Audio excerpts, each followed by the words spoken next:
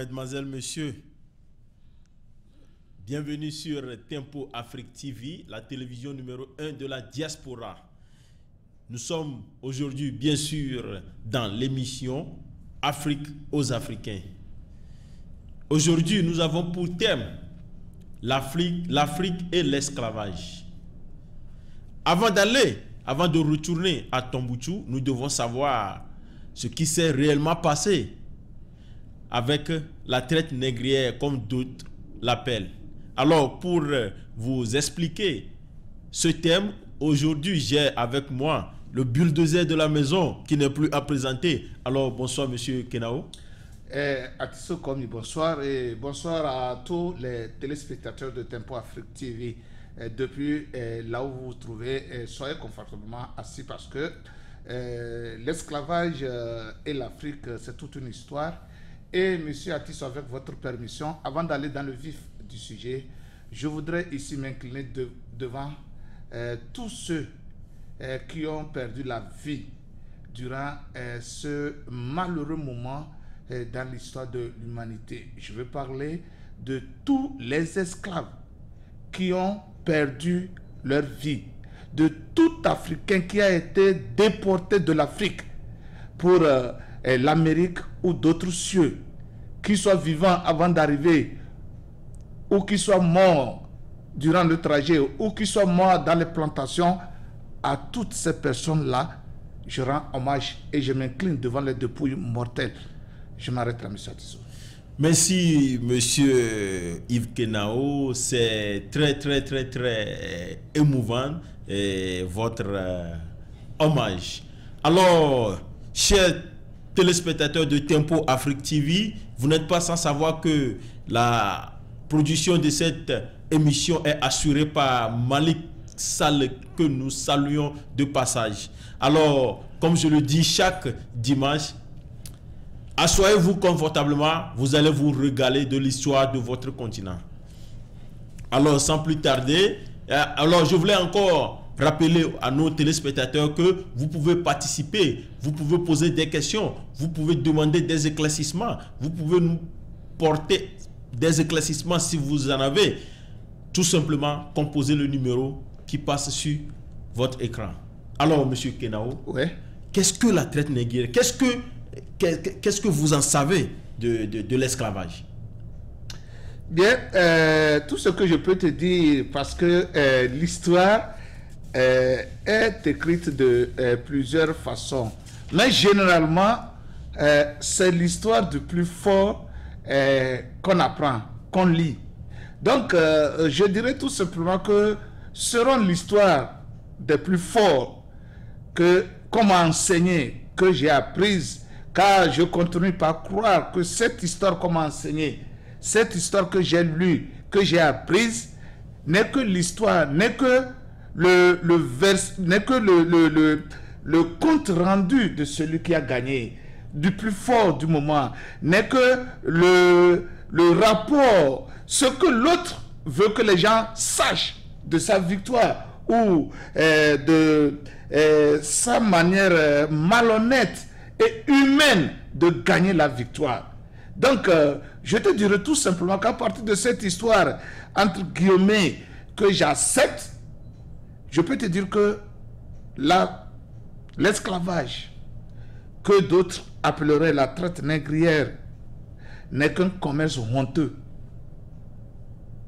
Non, n'est qu'un commerce honteux, pas de marchandises, mais des êtres humains, M. Atisso. Je dis bien des êtres humains. Voilà.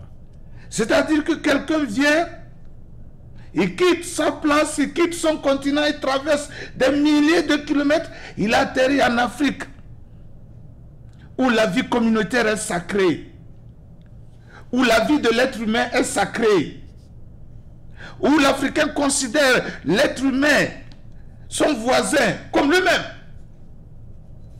Il atterrit sur cette terre d'aimabilité et d'obstinalité légendaire. Les Africains les accueillent. Les Africains les hébergent. Les Africains leur ouvrent la porte de leur maison. Et en contrepartie, pour les remercier, l'arrivant, l'étranger trouve que l'Africain est trop robuste, trouve que l'Africain a des muscles qu'il peut utiliser dans ce champ à son profit. Et il décide quoi? Il décide juste de faire la chasse à l'Africain. Et quand il le capture comme une proie, il peut en faire ce qu'il veut. Et généralement, qu'est-ce qui se passe? Il le transporte jusqu'à sa terre natale, c'est-à-dire en dehors de l'Afrique. Et puisque l'Africain est robuste, il va le faire travailler dans ses champs de coton, dans ses champs de maïs, de cacao, de canne à sucre, pour bâtir son industrie. Il va le faire travailler pour construire les chemins de fer, pour construire les routes. Et si le monde est ce qu'il est aujourd'hui, M. Tissot, c'est grâce à ces muscles de nos ancêtres. C'est grâce à cette morphologie physique imposante de nos grands-parents. Et c'est là que je dis que l'histoire doit beaucoup à l'Afrique. L'humanité doit beaucoup à l'Afrique. Les pays occidentaux doivent beaucoup à l'Afrique. L'être humain en un mot doit beaucoup à l'Afrique. Et que c'est triste, c'est honteux qu'on traite ce continent qui a fait des autres continents ce qu'ils sont, d'un continent de rien. Qu'on le bafoue, qu'on le piétine. L'Africain qui pense que l'être humain, la vie humaine est sacrée, c'est sur ce continent, c'est cet homme-là qu'on traite comme un rien, qu'on chosifie et qu'on peut jeter après avoir utilisé comme une orange qu'on a fini de sucer. Ça, c'est triste. Et l'humanité, c'est pourquoi certains l'ont appelé commerce honteux. Parce que ça fait honte de dire que des êtres humains qui ont le même sang qui coule dans leurs veines descendent et pourchassent à coups de fusil des autres êtres humains pour les arrêter et les transporter, les mettre dans des cages comme des sardines. À qui mieux, qui peut arriver, arrive. Car à vous, si vous dites que vous avez mal à la tête, on vous jette à l'eau. Parce qu'on ne peut pas mener un malade comme ça. Alors, M. Tissot, la traite négrière n'est qu'un commerce d'êtres humains. La vente des Noirs de l'Afrique aux Blancs, qu'on peut me dire que ce soit les Arabes, que ce soit les Européens, que ce soit quoi. Mais en un mot, c'est la vente de l'homme noir. Monsieur voilà. Kenao, est-ce que nous pouvons dire aujourd'hui que le mot vente a sa place là-bas, puisque pour vendre quelque chose, c'est avec comme un accord qu'on vend ce qu'on a à l'acheteur. Est-ce que le mot vente ou bien commerce qui est employé là-bas, est-ce que ça a le sens là-bas? Non, ça n'a pas de sens. Je l'ai employé, c'est parce que je viens tantôt de dire que c'est l'histoire. Cette histoire du plus fort m'a enseigné. Mais en fait, c'est quoi? C'est l'enlèvement. Voilà. C'est un enlèvement pur et simple. C'est qu'on vient, on vous enlève, on vous arrache de vos parents. On vous enlève, on vous arrache de votre famille, on amène. Vous n'avez pas un mot à dire. Dans la vente, il y a la concession. C'est ce que je... Vous devez consentir. C'est ça. Il doit avoir un produit, une offre et une demande. Et voilà. Et s'il n'y a pas d'offre, le plus fort arrive, il regarde, il choisit, il prend. Vous, papa, maman, vous n'avez rien à dire. Vous voulez dire, on vous tue. C'est comme nous allons à la chasse pour aller chercher les gibiers. Et revenir, on ne peut pas parler de vente. Il n'y a pas de vente. Je dis que c'est un enlèvement pur et simple. L'Européen est venu, il a enlevé les plus puissants, les plus forts. Et les Tissot, durant ce temps, on n'enlève pas les faibles. Hein? Les robustes. Si vous êtes chétif, on ne vous enlève pas. Hein? Si vous êtes maladif, on ne vous enlève pas. Hein? on enlève les plus forts. La preuve, regarde toute la génération de ces esclaves à travers le monde entier. Ils sont robustes. Que ce soit aux États-Unis, dans les Antilles françaises, partout. Alors, monsieur Yves Kenaou, Yes. vous venez de dire qu'ils n'enlèvent pas les plus faibles, ils enlèvent les plus robustes. Comment est-ce que ces robustes ne résistent pas? Comment est-ce que c'était facile? Monsieur Atisso, je voudrais aussi que la jeune génération et tous ceux-là qui se disent historiens, qui s'intéressent à l'étude de l'Afrique, de l'histoire africaine, ceux-là qui veulent restituer l'histoire, la vraie histoire de l'Afrique, et ceux-là qui sont en train de donner le tort à nos grands-parents que si aujourd'hui nous sommes aux États-Unis, dans les Antilles, à Haïti, Guadeloupe, Martinique, tout ça là, les Guyanes, c'est la faute à nos papas, à nos grands-grands-grands-pères qui nous ont vendus. Non, monsieur Atisso. Je voudrais rétablir l'histoire. Je voudrais corriger quelque chose de grave. Les Africains n'ont pas consenti à ce commerce honteux. Ils n'ont pas consenti. Il faut que ça soit clair. Si quelqu'un te dit qu'un Africain a été d'accord pour dire « Prends, mon frère, et amène-le », c'est faux. Monsieur Atisso, vous savez comment ça c'est? Ils se sont imposés par leurs armes. Justement. Ils sont arrivés, on va chez le chef, et si le chef dit non, on le tue. D'abord, on commence par faire la guerre Aux Africains. On arrive dans un village, on fait la guerre. Parce que les Africains n'ont pas des armes à feu. Donc, ils avaient une supériorité au niveau des armements. Ils avaient les armes à feu. Donc, vous voyez, on arrive, on attaque le village. On attaque le village.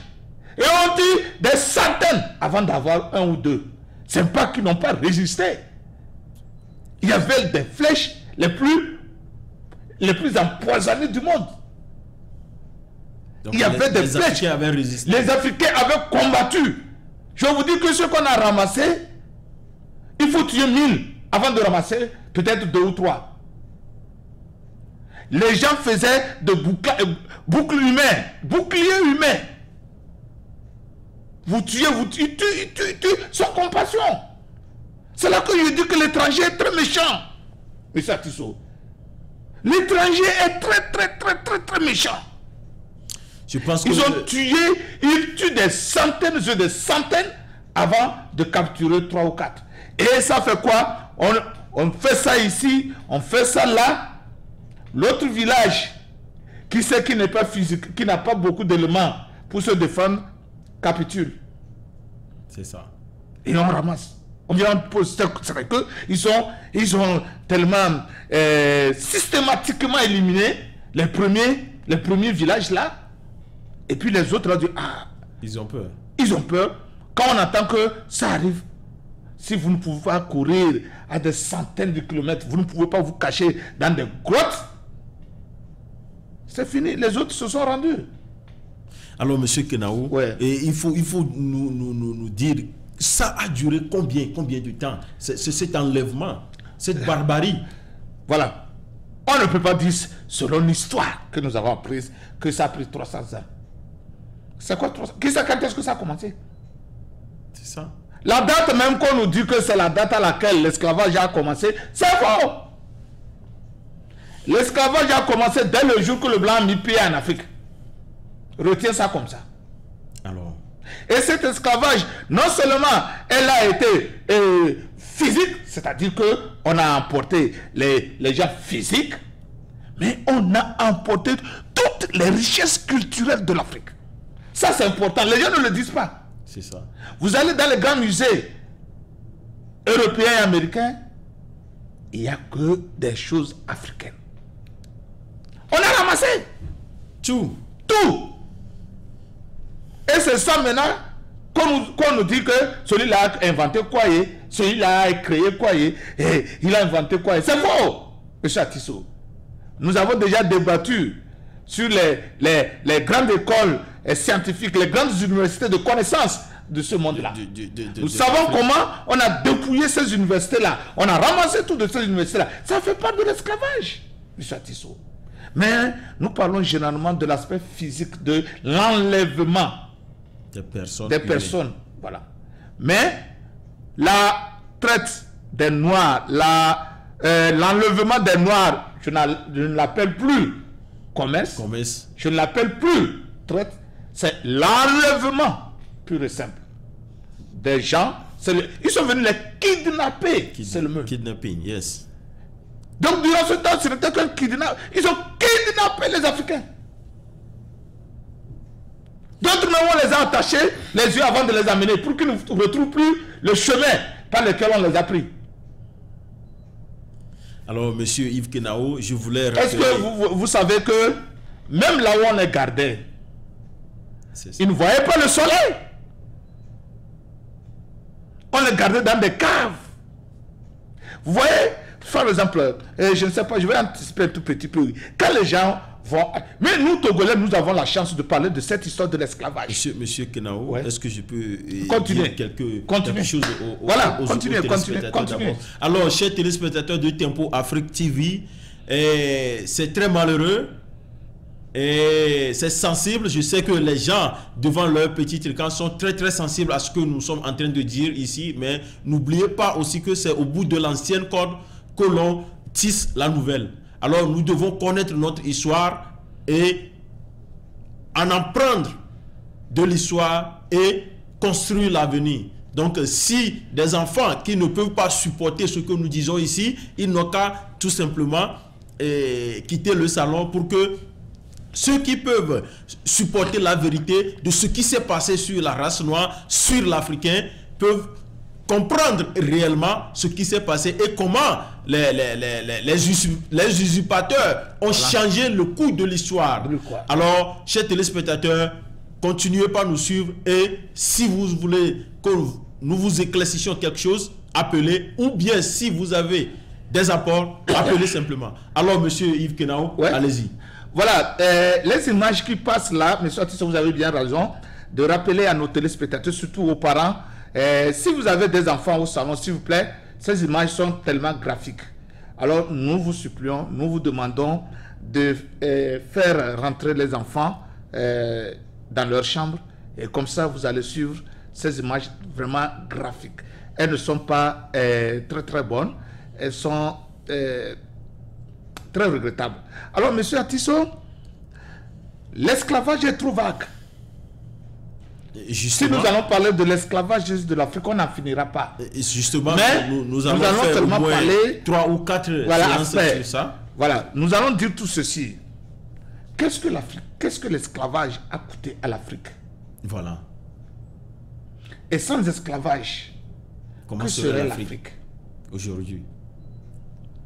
Et qu'est-ce que ces petits-fils des esclaves des Antilles, des États-Unis font réellement pour retrouver leur origine?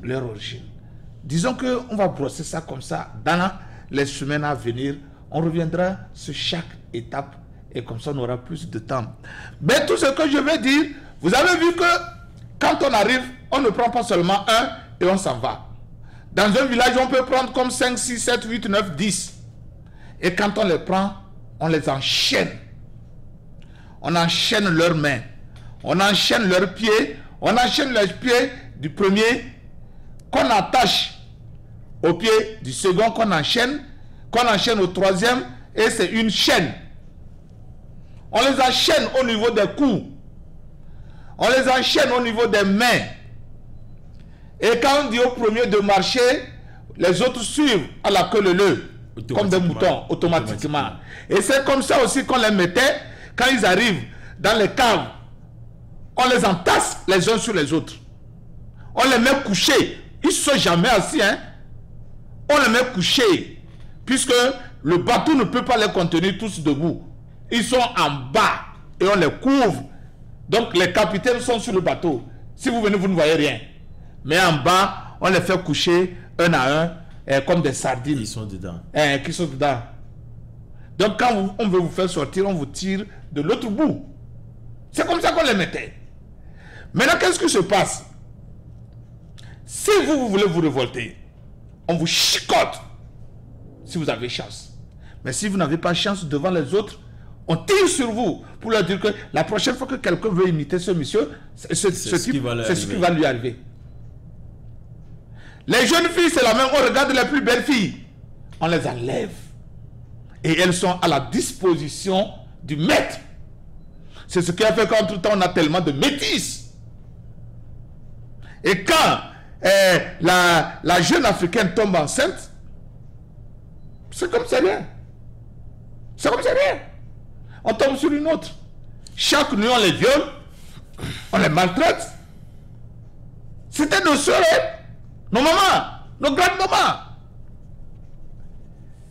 Et maintenant, les belles sont comme des ornements, c'est elles qui servent dans les maisons des grands. Et même quand les colons avaient changé les choses sous forme de colonisation, dans les maisons des gouverneurs, c'était encore des Noirs qui servaient.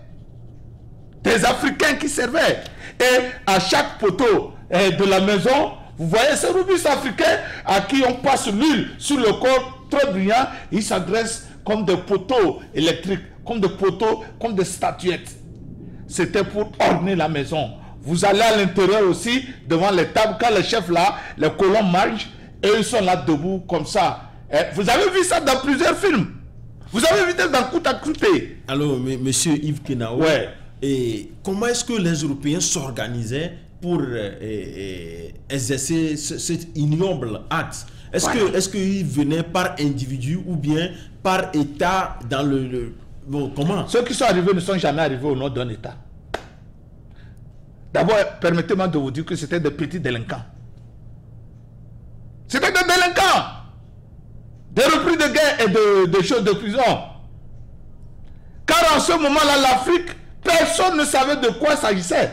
Donc un roi, un homme, un notable, un homme bien placé en Europe, n'allait jamais envoyer son enfant en Afrique. Parce qu'on ne savait pas de quoi il s'agissait. Justement. Un prince ne peut pas se lever pour se dire qu'il va en Afrique en ce temps. Mais ça, ce n'est pas aujourd'hui. Hein. Même aujourd'hui, ce n'est pas facile aux enfants des riches de dire qu'ils vont en Afrique. Mais alors, vous parlez de 1000 combien, 1300, 1000 combien avant. Et vous croyez qu'un prince va se lever à ce temps qui veut connaître l'Afrique? Non!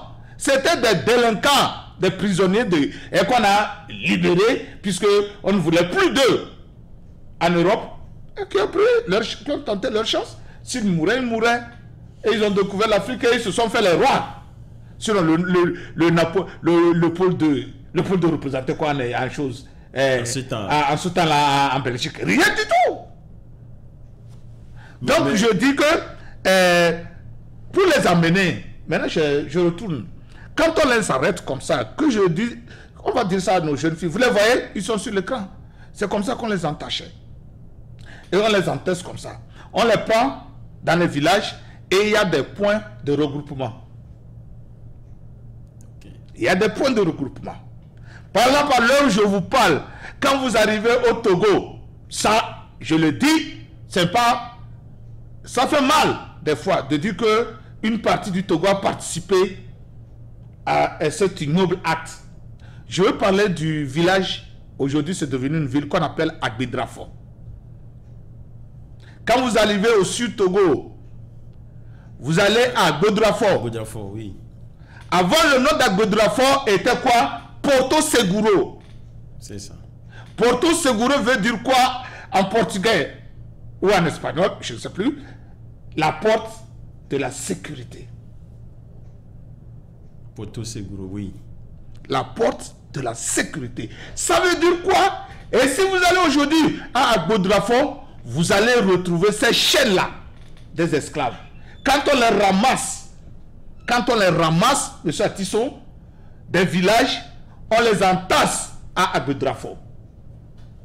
D'Agbedrafo, on les draine jusqu'à Gorée, au Sénégal. Donc, d'Agbedrafo maintenant, ils aboutissent à Gorée. Et quand ils sortent de Gorée, c'est vrai qu'on a appelé Gorée du Sénégal la porte de non-retour. À Godrafo, vous avez la chance qu'on vous enterre en Afrique si vous mourrez. Mais quand vous quittez Gorée, c'est fini. À Godrafo est là. Aujourd'hui, allez chez le chef du village d'Agodrafo, et même c'est devenu, les enfants, les élèves du Togo vont pour apprendre l'histoire. Vous allez retrouver les souterrains dans lesquels on amassait ces prisonniers, nos grands-parents. Au Togo, à Godrafo. Il y en a. À Gorée, au Sénégal. C'est ça. Cette porte-là était dirigée vers l'Atlantique, vers l'océan. Et les bateaux venaient s'accoster juste devant la porte. Et qu'est-ce qui se passe? On vous enligne et quand vous sortez, vous ne voyez plus derrière. Vous rentrez seulement comme ça. Seulement dedans. Dedans. Et c'est parti. Vous vous retrouvez quelque part en Amérique ou en Europe. En Europe. C'est comme ça. C'était vraiment ignoble, M. Atisso. Et vraiment, vraiment, nous demandons à l'humanité. Si on veut parler de globalisation réellement, si la globalisation s'intéresse à tout le monde, Kenaou, que le monde entier répare ce tort-là. Je pense qu'on va en arriver là. Ouais. Et nous avons un ami qui nous suit sur Facebook. Ouais. Il s'appelle Jean-Rico Antenor. Ouais. Il nous disait que nous ne devons pas interdire aux enfants de regarder. Mais les images sont vraiment sont terribles. Sont terribles. Nous ne voulons pas que les enfants voient ça. Ce qu'il dit est très intéressant. Il nous dit que les enfants connaissent l'histoire. Que eux, il est de l'Haïti, comment ses parents étaient arrivés et que ce sont eux qui ont commencé par révolter depuis 1804 contre ces faits et on les a encore mis dans le sous-développement aujourd'hui, qui souffrent de ça aujourd'hui. Et tous nos hommages à monsieur Jean. Alors, monsieur Yves Kenaou. Bon, monsieur le téléspectateur, je comprends votre question, votre concern, mais n'oubliez pas que nous émettons depuis les États-Unis. Et qu'aux États-Unis, il y a ce que nous appelons, il y a des programmes pour les enfants, il y a des programmes pour les adultes. Nous ne voulons pas créer un tort. On ne voudrait pas que demain qu'un enfant ait un traumatisme et qu'on nous dise que c'est après avoir suivi l'émission Afrique aux Africains que sur l'esclavage que j'ai été traumatisé. C'est pour cela. Alors, bon, si certains parents prennent sur eux la responsabilité de faire suivre l'émission en direct à leurs enfants, tant mieux. Tant mieux. Mais nous déjà, nous attirons seulement l'attention des gens. Monsieur Kenao, voilà. Je vous comprends et je comprends aussi l'auditeur. Ouais. Il veut que les enfants connaissent l'histoire. Donc nous devons conter l'histoire aux enfants. Voilà. Pour qu'ils prennent conscience que c'est ce qui s'est passé et où est-ce que nous devons aller. Ouais, donc c'est très important. Bon, si vous voulez, les enfants connaissent l'histoire, mais l'image... C'est un peu que nous avons rappelé aux gens. Alors, monsieur Kenaou. Voilà, allons-y. Monsieur Kenaou, vous avez broché un mot tout à l'heure. Vous avez dit, si vraiment globalisation, il doit y avoir, l'humanité doit chercher à réparer ça. Est-ce qu'on peut réparer ça aujourd'hui? Est-ce qu'on peut satisfaire les Africains aujourd'hui que nous avons réparé ça? Voilà, la réparation dont je parle, ne serait-ce que la reconnaissance morale du mal fait au continent africain, M. Atisso. Ne serait-ce que le monde entier, ceux-là qui sont les chefs de la globalisation, se retrouvent un jour pour dire que le thème de cette globalisation de cette année, c'est que toutes les puissances confondues, toute l'humanité reconnaît le mal qu'elle a fait à l'Afrique. C'est le front symbolique. Du moins se reconnaître qu'ils ont fait du tort, officiellement, qu'ils ont fait du tort à l'Afrique, aux Noirs, à la race noire. Au moins ça, symboliquement. C'est-à-dire qu'on ne sait pas qui était le grand-parent de qui pour qu'on dise qu'on va le compenser avec de l'argent. On ne sait pas qui était du Togo, du Ghana, puisqu'en ce temps, le Togo, le Ghana n'existait pas. l'Afrique n'a même pas de ça. Voilà. Ce sont donc, les Blancs on ne sait pas comment, frontières. par où déposer financièrement l'argent. Mais au moins, en reconnaissant moralement devant l'humanité qu'on a causé du tort à une partie de la terre, c'est déjà un pas, M. Tissot. Et de deux, si ces puissances-là veulent aller loin pour corriger leur tort, c'est très simple, qu'ils développent l'Afrique. Qu'ils laissent les Africains eux-mêmes gérer leur Afrique. Je veux dire par là que l'occupant, et c'est ça la deuxième phase de l'esclavage, le néo-esclavagisme. C'est-à-dire qu'on vous a dit, nous vous libérons, nous n'allons plus faire de l'esclavage puisque vous nous coûtez trop cher. Mais au même moment, nous serons derrière pour tirer sur les ficelles. Nous allons quitter, mais nous aurons le même résultat, le même bénéfice. Merci, monsieur Yves Kenao. Je voulais remercier de passage monsieur Jean Rico et de monsieur Hugo Bidjouzo qui nous dit qu'il est temps que l'Africain pense à reconstruire son futur. Alors, monsieur Yves Kenao, maintenant, nous avons vu que c'est ce qui s'est passé. Aujourd'hui, on parle de comment est-ce qu'ils peuvent nous dédommager en quelque sorte. Mais il y a certaines voix qui se lèvent encore aujourd'hui pour dire que l'esclavage a fait un bien à l'Afrique. Qu'est-ce que vous pouvez répondre à cette Française, à cette députée française qui a dit que l'esclavage a bénéficié à l'Afrique? Elle est tombée sur sa tête ou quoi? Qu'est-ce que vous pouvez la dire? Mais c'est une absurdité totale. C'est une absurdité totale, M. Atisso. Et ça, elle doit une excuse. Elle doit, l'anglais dit, apologize publiquement. Parce que c'est une insulte grave à la mémoire même de ceux-là qu'on a déportés, qu'on a enlevés. Quel bénéfice? Voilà. Quel bénéfice de venir arracher de l'Afrique ces hommes les plus forts, ces hommes les plus valides, ces hommes les plus intelligents. C'est ça le bien. Mais de quoi elle parle? Peut-être qu'elle parle d'un bien que moi je ne vois pas. Hein. Même sur le plan religieux, l'esclavage n'a pas aidé l'Afrique. Je vous ai dit l'autre fois que le développement et la religion sont liés. Bien sûr. Mais ils sont venus détruire, casser toute la religion africaine. Ils ont pris les gens et elle parle de bénéfices. Peut-être qu'elle a oublié, peut-être qu'elle parlait ça dans le sens contraire. Hein. L'Europe, les États-Unis, l'Asie ont bénéficié de l'esclavage. Bien sûr.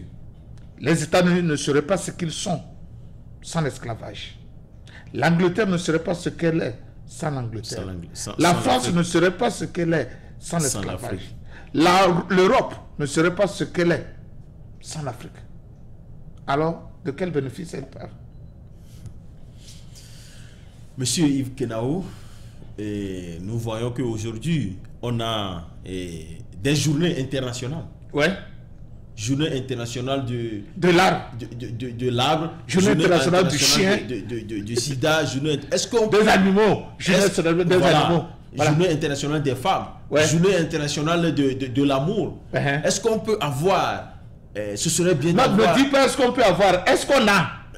Voilà. Est-ce qu'on a une journée internationale pour recueillir en mémoire des esclaves? Voilà. Voilà. Vous venez... Est-ce que ce serait bien qu'on instaure ça, puisqu'on vous venez de toucher à un point. Je vous ai parlé tantôt de la reconnaissance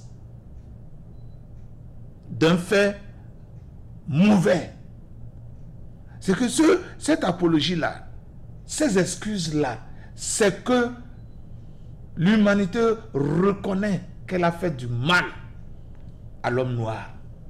C'est qu'il faut reconnaître ça avant de créer une journée en mémoire de cela. Mais les gens ne reconnaissent pas ça. Comment ils vont créer une journée en mémoire de quoi?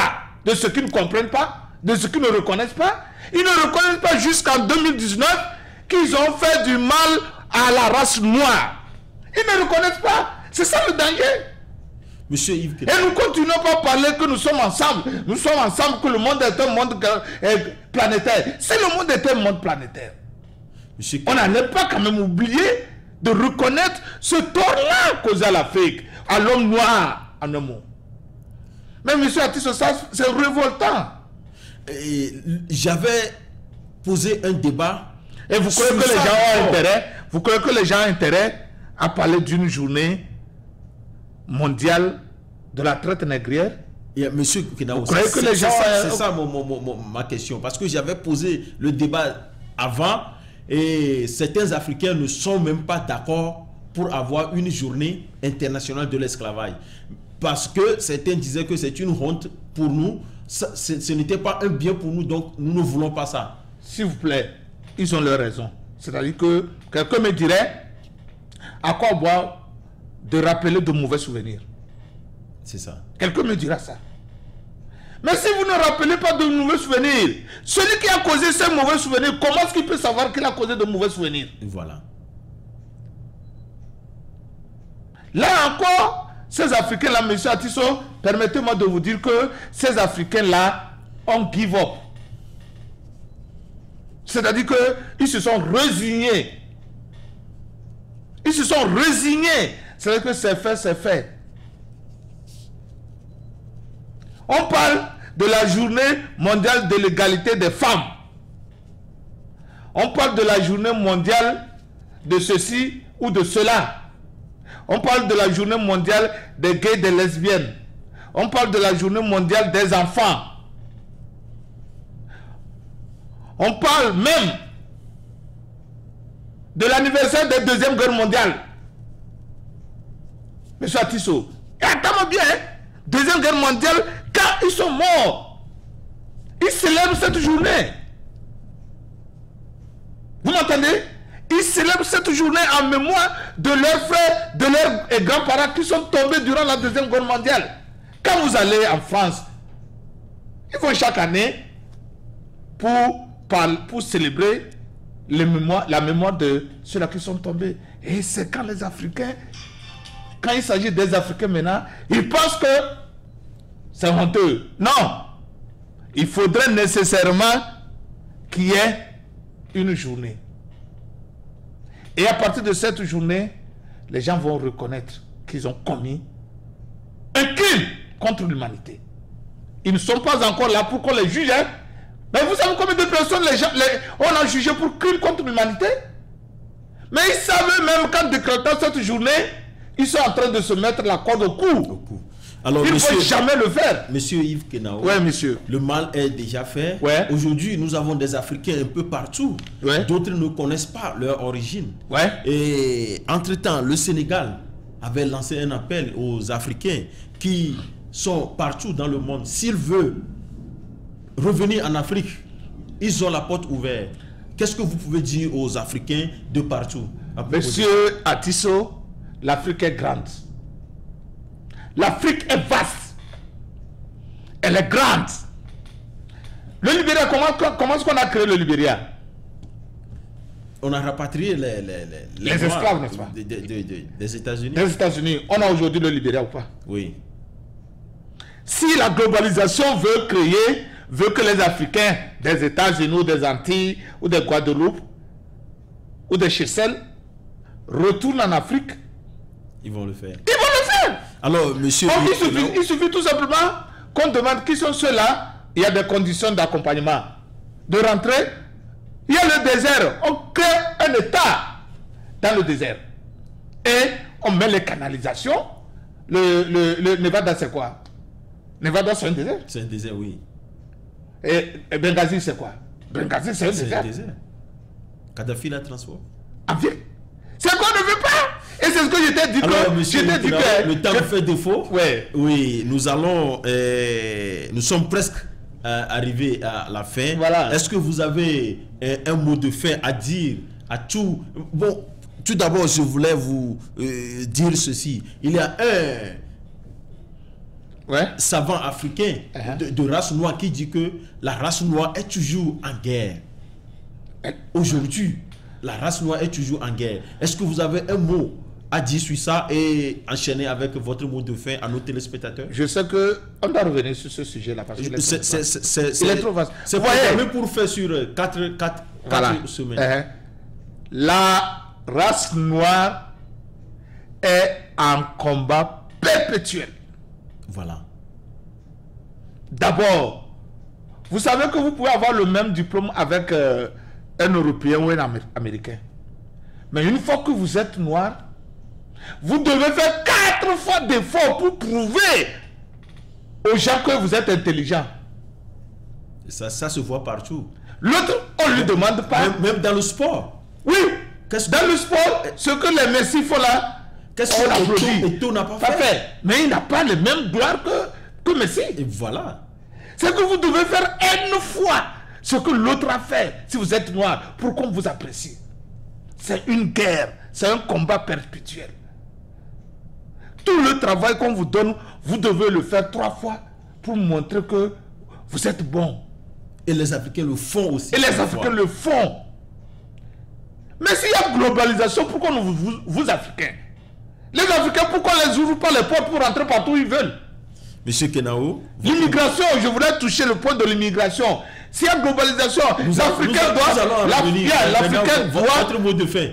l'Africain doit se battre pour aller chez les autres. Pour que les autres viennent chez lui, ils décident eux-mêmes, ils rentrent. Mais si l'Africain, il prend le visa à l'aéroport. Pour que l'Africain, lui, voyage, il doit supplier. C'est un combat perpétuel. Dans tous nos gestes de tous les jours, vous devez faire tout pour plaire les autres. Vous devez bien vous habiller pour qu'on ne vous considère pas comme un délinquant. Les autres peuvent être en rayon, on les considère. Mais vous devez faire un effort. C'est ça le combat perpétuel de l'Afrique dans ce monde-là. La race noire dans ce monde. Alors, M. Atisso, tout ce que je peux dire, cette émission que nous avons fait aujourd'hui n'est qu'une introduction à toute l'émission de M. Atisso sur l'esclavage et l'Afrique. Tout ce que je veux dire à tous ceux qui ont suivi cette émission, partagez cette information-là à vos enfants, à tout le monde. Prenez conscience que vous n'êtes pas les derniers, que vous êtes les premiers. C'est vous qui avez donné vie à ce monde. C'est vous qui avez donné vie à ce qui se passe. Si aujourd'hui vous prenez les avions, si on n'avait pas travaillé la terre, le coton, les cacao, les plantations, dans les là des gens, on n'aurait pas le développement. Dans les usines, c'est encore les Noirs qui se sont sacrifiés.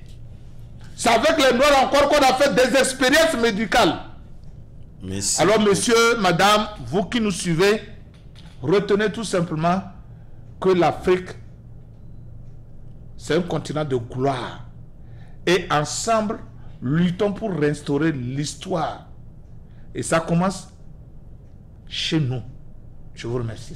Merci, monsieur Kenao. Et chers téléspectateurs, nous sommes presque à la fin de cette émission, mais je vais vous donner 2 synthèses. Le continent qui a fait les autres, ce qui sont aujourd'hui, c'est l'Afrique. Les mots sont de Yves Kenao. Alors aujourd'hui, nous avons instauré sur Tempo Afrique TV une journée internationale du recueillement des victimes de l'esclavage. Et c'est le 6 octobre. Donc tous les 6 octobre sont déclarés journée internationale du recueillement des victimes de l'esclavage. Donc chers Africains, nous avons une journée qui est partie de Tempo Afrique TV. Donc Tempo Afrique TV n'est pas n'importe quelle télévision, mais c'est tout simplement une télévision de la diaspora, pour la diaspora, et qui travaille pour le développement de l'Afrique. Alors chers téléspectateurs, nous sommes ainsi arrivés à la fin de cette émission. Je vous retrouve la semaine prochaine avec un autre numéro de Afrique pour les Africains. Mais jusque-là, portez-vous bien et surtout gardez l'esprit libre et positif. Alors au revoir et à bientôt.